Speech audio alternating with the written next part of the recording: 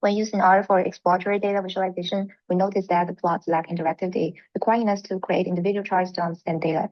To improve efficiency and gain a more comprehensive view of the data, we wanted to find a package that enhances plot interactivity and supports linking multiple plots, allowing us to observe data trends more intuitively. So ggiraph is an R package that enables interactive graphics within the ggplot2, which allowing users to add interactive elements like tooltips, hover effects, clickable elements to the plot. ggiraph's functionality supports more engaging, insightful, and user-friendly visualizations, making it particularly valuable in explored data analysis, stakeholder presentations, and dashboard development. We load the data from the library gapminder, and the data structure has 1,704 rows and 6 variables. The country variable is a factor with 142 levels. The continent is a factor with 5 levels. The years ranging from the 1952 to 2007 in increments of 5 years. Life expectancy at birth in years, population, GDP per capita is also the numeric data. First of all, we check the missing data and find there's no missing data for the gapminder dataset. And we have a summary including the mean, max, median, and the first and third quantile to the data.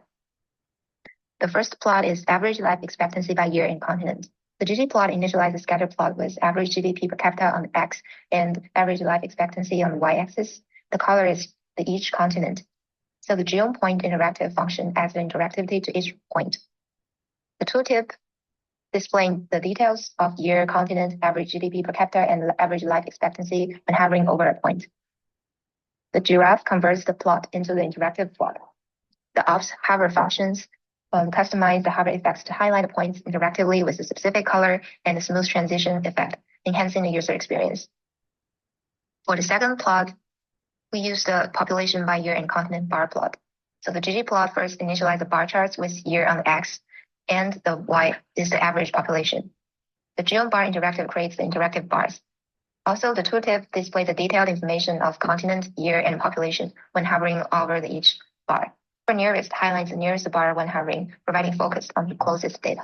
So the giraffe gives the plot an interactive function. The ops hover specifies hover effects with the stroke color, stroke width, and smooth transition to emphasize the hover bars. The ops hover ends adjust the non-hover bars to appear semi-transparent and desaturate, highlighting the hover bar. The third plot shows the life expectancy by year and continent. In this line plot, the tooltip shows the continent, year, and average life expectancy.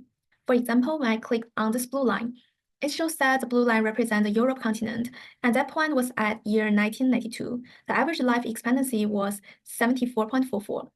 For the clickable element, we set data ID equals to continent for each line, which can be used to capture the click event. And for the hover effect, we use ggiraph option to customize the interactivity setting for the line plot. We change the color and the thickness of the outline for the element when hovered. And for a non-hovered element, we made it as semi-transparent, bringing more focus on the hovered line. ggiraph also plays a crucial role in creating dashboard with R.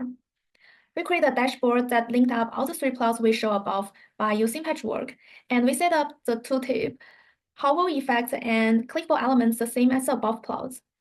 When I click the green bars from the bar plot, we can see that the green points in scatter plot and the green line in line plots also stand out from their plots. We can see clearly about Asian continent's average population, relationship between average population and life expectancy, and average GDP growth from the 3 plots. Therefore, ggiraph can create a clear concepts and interactive visualization to help us understand the key insights and make more informed decisions in the future. Next is ggiraph's capabilities. It can create simple interactive plot like scatter plot, bar plot, and line plot as we show above by adding tooltips, hover effects, and click elements. It can also include other types of plot like map plot, box plot, and so on. So ggiraph is versatile across different visualization types. Lastly is the evaluation of the ggiraph.